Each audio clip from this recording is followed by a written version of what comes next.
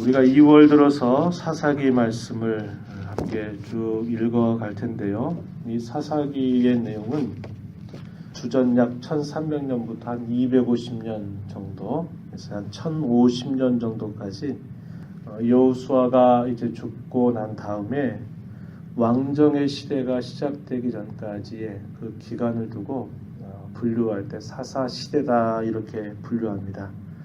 이 사사 시대의 경우의 특징은 우리가 뒤에 가서 살펴보겠지만 사사들이 다스리는 그런 시대다 이렇게 말하기도 합니다. 이 사사들의 말의 의미는 재판관을 뜻하는 그런 말인데 다스린다 또 치리한다 그런 뜻을 가지고 있고요. 그래서 사법이나 행정 그런 부분에 있어서 통치자적인 역할을 맡았던 그런 이들을 두고 사사라 부르고 있습니다. 이스라엘 백성들이 악을 행하게 되면 하나님께서 그에 대해서 징계하시는 과정이 시작이 되고 그 징계 가운데서 자신들의 죄에 대해서 하나님 앞에 잘못했으니 용서해달라고 간절하게 하나님 앞에 기도하게 되면 하나님께서는 그들의 간구를 또 들으시고 사사를 세우셔서 그 사사를 통해서 그들의 큰 어려움과 위기로부터 그 백성들을 건져내 주셔서 어느 정도 동안 그 사사가 다스리는 동안에 평화의 때를 보내게 되죠. 그런데 또 평화의 때를 지내다 보다 보면 또 안이해지고 그런 가운데서 죄에 빠지게 되고 그래서 이런 계속적인 순환 과정이 반복되고 있음을 우리가 이제 보게 될 것입니다.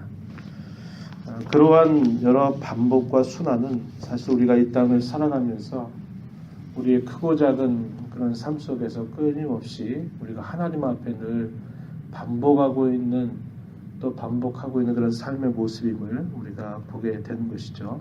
그래서 이 말씀의 내용들을 역사적인 사실로 우리가 읽어가지만 그러나 남의 이야기가 아니라 곧 우리의 이야기임을 우리가 기억하면서 우리가 하나님을 어떻게 섬겨야 될 것인가 하는 부분들을 이 말씀들을 통해서 잘 배우고 또 이 말씀 따라 순종하며 살아가는 우리 모두가 되어야 할 것입니다. 오늘 우리가 읽은 1장의 말씀은 비교적 긴 절로 되어 있는데 21절까지 우리가 함께 읽었는데요. 우리가 잘 아는 바와 같이 이스라엘 백성들이 여호수아의 지도 아래서 약속의 땅 가나안에 들어와서 그 땅을 다 분배를 받게 됩니다. 그래서 정복 시대를 다 마치고 땅을 분배했지만 여전히 그 땅이 분배된 대로 다 모든 대적자들이 다 점령이 된 그런 사실이 아니고 여전히 그들이 끝까지 완수해야 될 그런 사명이 남아 있었고 그 사명의 내용은 결국 그 모든 대적자들을 온전히 쫓아내서 하나님의 거룩한 땅으로 그 땅이 하나님이 온전히 거주하시도록 그들이 살아가는데 그 뜻이 있었음을 우리가 보게 됩니다. 정착시대에 접어들지만 여전히 그런 정착시대에 이르러가는 과정이 만만치 않구나 하는 것들을 오늘 우리가 읽은 본문 속에서 잘 확인할 수 있습니다. 자, 여호수아가 죽고 난 다음에 이제 그들을 이끌어갈 지도자가 따로 세워지지 않는 상황이었습니다. 그러자 하나님께 기도 드리는 겁니다. 하나님, 어떻게 해야 됩니까? 우리에게 여전히 대적자들이 남아있는데 과연 어떻게 누가 먼저 올라가서 이 대적자들을 쳐야 될지 하나님께 뜻을 구합니다. 그랬더니 하나님께서 응답해 주시기를 자, 유다가 먼저 올라가도록 해라 하는 그런 응답을 듣고 그러면서 하나님은 내가 이 땅을 다 너희들에게 넘겨주었으니 가서 정복하라 하는 말씀을 덧붙여서 하나님이 알려주십니다. 그러자 이 유다가 바로 그들 곁에 함께 거해 있었던 이 시몬과 함께 동맹을 맺어서 함께 그들에게 남아있는 그 가나안 족속들을 치러 올라가게 되자 하나님께서 그 유다 자손과 함께 하셔서 승승장구하는 귀한 은혜를 그 자손들에게 베풀어 주시게 됩니다. 그래서 그들이 이 예루살렘 지역 그리고 헤브론 지역을 점령하게 되는 그러한 귀한 열매를 그들이 얻게 됩니다. 자, 이런 과정에서 이 아도니베색이라고 하는 왕과 아주 치열한 접전을 벌이게 되는데요. 자, 그 내용이 4절 이하에 가서 보면 가나안 족속과 브릿 족속을 그들의 손에 넘겨주시니 그들이 베색에서 10,000명을 죽였다 이렇게 돼 있고 5절 보면 베색에서 아도니 베색을 만나 그와 싸워서 가나안 족속과 브릿 족속을 죽였다 이렇게 표현되어 있습니다. 아도니 베색이라고 하는 말은 아도니 하면은 주인, 정복자 그런 말입니다. 혹은 왕 그런 것을 뜻하는 말이에요. 베색의 왕이다 라고 하는 뜻을 가지고 있는 말인데요.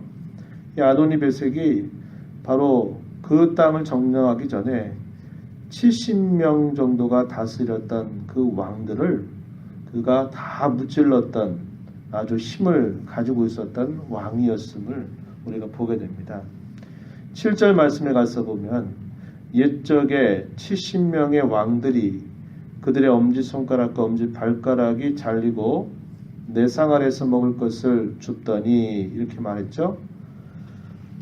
굉장히 강력한 그런 힘을 자랑했던 왕이었음을 봅니다. 70명의 왕을 잡아서 이 엄지손가락과 엄지발가락을 잘라서 그의 상 아래에서 먹을 것을 줄 만큼 아주 큰 승리를 가지고 있었던 그런 왕인데 하나님이 이 왕마저도 하나님께서 유다 자손들에게 넘겨주시니까 이 왕이 결국 붙잡혀서 자기의 엄지손가락과 또 오른발, 엄지발가락이 결국 잘리게 되면서 그가 최후를 맞게 되는 그런 내용이 소개가 되고 있습니다.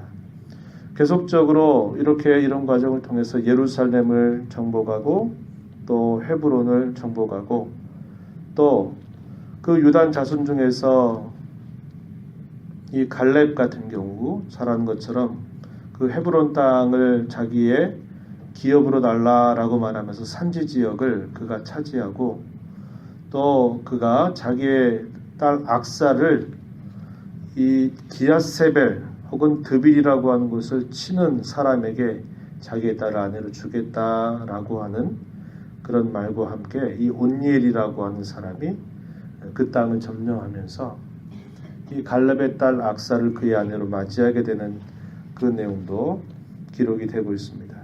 11절부터 15절의 내용은 이미 여호수아서 15장의 내용에 이미 있었던 그 내용인데 이 유다 지파가 남겨져 있었던 그 자신들의 그 지파 영역에 있는 대적자들을 멸해가는 그런 과정들을 소개하면서 이러한 내용들을 다시 한번 정리해주고 있다 이 말이죠. 자, 그러면서 이 유다 지파와 함께 거주했던 그런 족속이 이 모세 장인이 있었던 이 겐 족속들이 이 유다 지파와 함께 거주하게 되는 그런 복을 그들이 받게 됩니다. 더 나아가서 호르마라고 하는 지역, 또 18절에 보면 가사 그리고 아스글론, 에그론, 소위 그 블레셋 진영에 있었던 그런 지역들도 이들이 점령하게 되는 그런 귀한 승리를 이루게 되는 것입니다. 그럼에도 불구하고 19절 말씀에 보면 여호와께서 유다와 함께 계셨으므로 그가 산지 주민을 쫓아내었다. 산지에 살고 있는 거주민들은 쫓아냈지만은 골짜기의 주민들은 철병거가 있으므로 그들을 쫓아내지 못했다.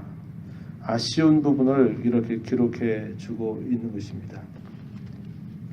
가장 앞서 나가서 가장 큰 승리를 많이 쟁취하였던 이 유다 자손마저도 온전하게 정복하지 못하고 이 산지 지역은 정복한 반면에 골짜기에 살고 있는 철병거를 가지고 있는 이 족속들은 쫓아내지 못했다라고 이렇게 남겨주고 있습니다. 자, 21절 가서 보면 베냐민 자손의 경우는 어떠했는가 설명해 주는데요. 예루살렘에 거주하는 여부수 족속을 쫓아내지 못하였기 때문에 여부수 족속이 베냐민 자손과 함께 오늘까지 예루살렘에 거주한다. 이렇게 표현해 주고 있어요. 그래서 유다 자손도 여전히 온전하게 대적자들을 정벌하지 못했고 베냐민 자손 같은 경우는 더 그에도 미치지 못하게 되면서 함께 여부수 족속이 자신들과 함께 거주하게 되는 결과를 맞았다라고 이렇게 말합니다.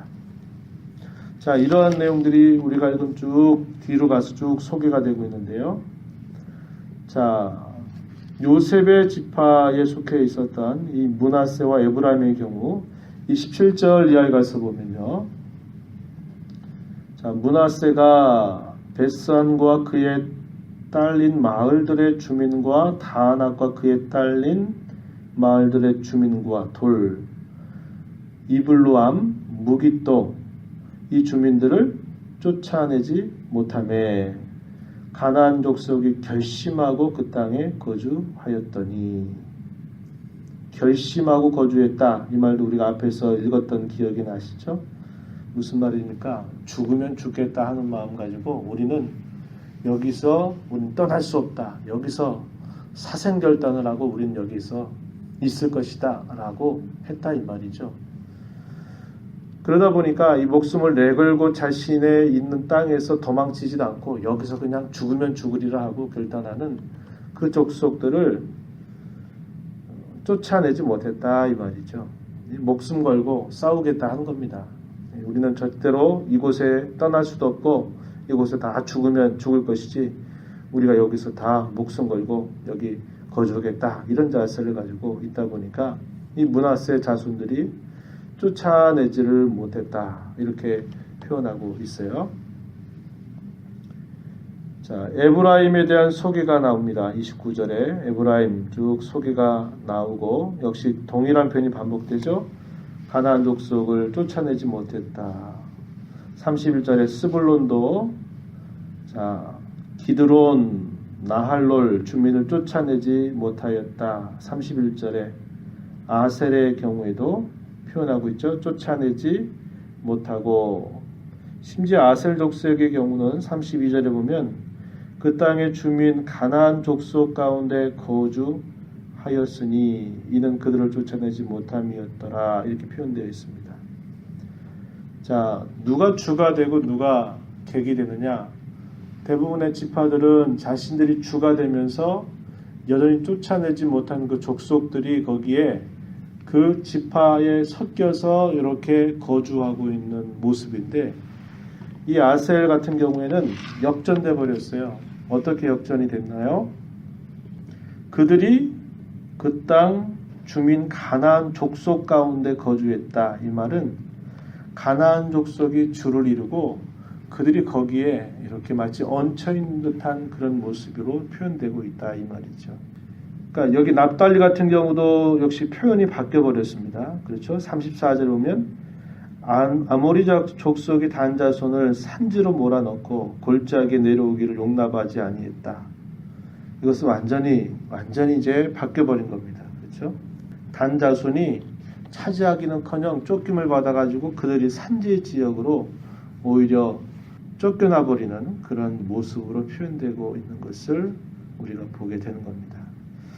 하나님께서 분명히 하셨던 그 약속의 내용은 뭐냐면 이 가나안 족속들을 남겨두지 말고 다 처단하라고 말씀하셨고, 그렇게 그들이 순종하고자 할 때는 하나님이 함께 하셔가지고 그 모든 족속들을 능히 다 이겨낼 것이라고 하나님이 약속하셨거든요.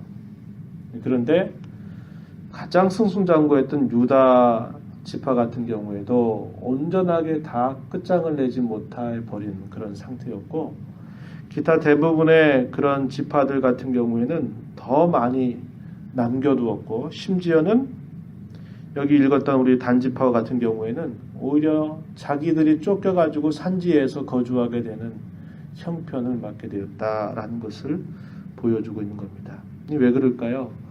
철병거를 가지고 있다든지 아니면 그들이 강대한 것에 문제가 있는 게 아니고 가장 중요한 문제는 하나님의 약속의 말씀에 대해서 온전하게 순종하지 못한 것이 결국은 이러한 화근을 가져오게 되는 큰 원인이 되었다라는 겁니다. 정복하지 못하게 되면 정복을 당하게 돼 있어요. 처음에 남아 있었던 이 가나안의 곳곳마다 있었던 이 족속들이 시간이 흘러가면서 이들이 더 힘을 결집하고 힘을 더 모아가지고 나중에는 어떻게 되냐면 그 소수에 남아있는 무리들이 힘을 얻어가면서 오히려 누가 괴롭힘을 당하냐면 이스라엘 자손들이 괴롭힘을 당하게 되는 겁니다. 그래서 앞에서도 여호수아가 죽기 전에 그 많은 이스라엘 백성들을 다 모아놓고 고별 설교, 유언 같은 설교를 할 때 그 땅을 온전하게 차지하지 못하고 그 땅의 모든 대적들을 다 멸하지 않게 된다면 그들이 올무가 될 것이고 덫이 될 것이고 옆구리에 채찍이 되고 눈에 가시가 될 것이다 라고 이렇게 경고하였는데 그 내용들이 그대로 그들이 이 사사시대를 겪어가면서 그것을 그들이 맞닥뜨리게 되는 현실을 맞게 되는 그런 과정이 나타나게 됨을 우리가 보게 될 것입니다. 여호수아서 23장 13절에서 이렇게 말했어요.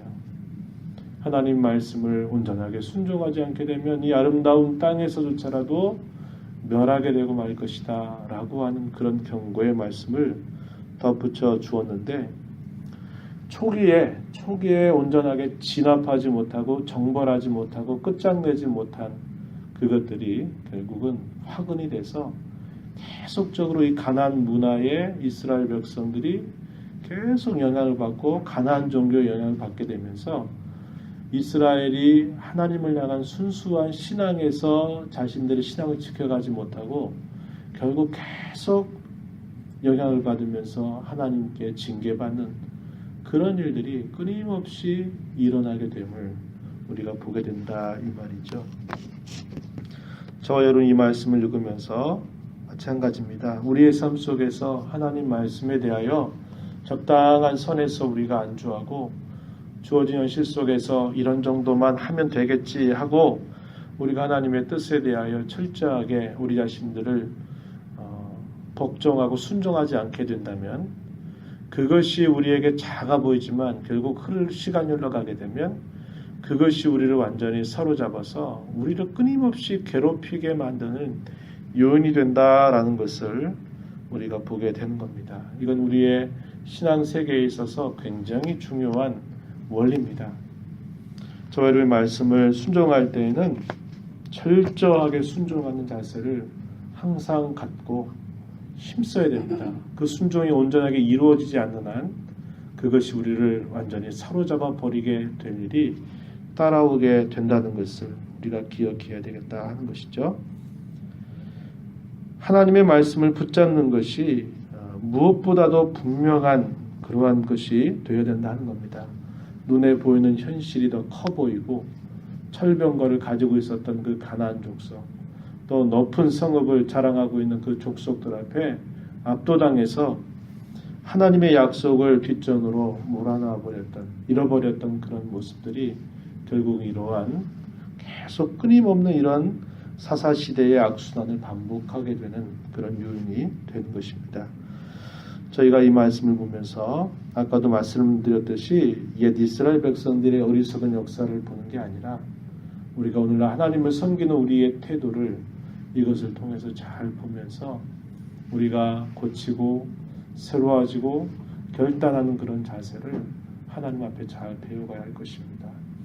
이런 하나님의 은혜 가운데서도 이 한 달 우리가 더 믿음으로 정진해가며 하나님 앞에 올곧게 서가는 우리 모두의 삶이 되기를 진심으로 축복합니다. 하나님 아버지 감사합니다. 또 새로운 한 달을 저희들에게 허락해 주셔서 오늘도 주 앞에서 또 이 첫날 첫 새벽을 하나님 앞에 드리게 하심을 감사합니다. 이 한 달 동안도 저희들이 살아가는 모든 삶 속에서 하나님의 손길을 깊이 경험하는 귀한 달이 되게 하여 주시옵고 하나님과 동행하는 복된 걸음이 되도록 저희들을 늘 붙드시고 주장하시고 이끌어 주시기를 원하옵고 바라옵나이다. 하나님 아버지, 가나안 이 정복을 했지만 온전하게 그 땅을 차지하지 못하게 되는 일들 때문에 끊임없이 그들이 고통을 당하고 어려움을 당했던 일들을 바라보면서 우리가 이 땅에 살아가는 동안 하나님의 말씀에 대한 저희들의 순종의 자세와 태도가 어떠한지를 살피고 주어진 현실보다도 하나님의 말씀을 우리가 더 가까이하며 귀하게 여기는 그런 신앙의 안목을 가지고 하나님을 섬겨갈 수 있는 저희가 되도록 도우시며 인도하여 주옵소서.